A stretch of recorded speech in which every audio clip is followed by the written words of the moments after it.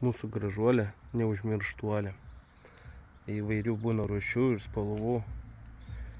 Taip, dažniausiai vaistinį savybę turinti neužmirštuolė pasižymė atsikosimus skatinančiomis, priešuždegiminį, kraujas atstatančios savybėmis, gerina atmintį. Rekomenduojame naudoti plaučių tuberkuliozę lydimos stiprių prakaitavimų ir svorio metimo atvejais, sergant chroniniu bronchitu, kosinti. Sultis ir miltelių rekomenduojame naudoti į vidų burnos ertmę onko atvejais. Vandeninis užpilas naudojamas naktinio kosulio bronchito gydymui.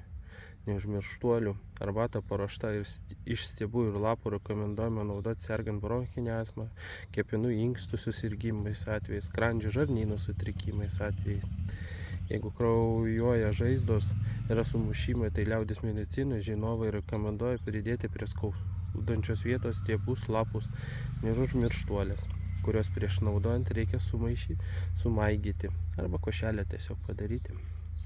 Ir tokia su tvarsčiu uždėti, jeigu tenais yra sumušimai ir mėlynės. Tokia va mūsų graži gėlelė.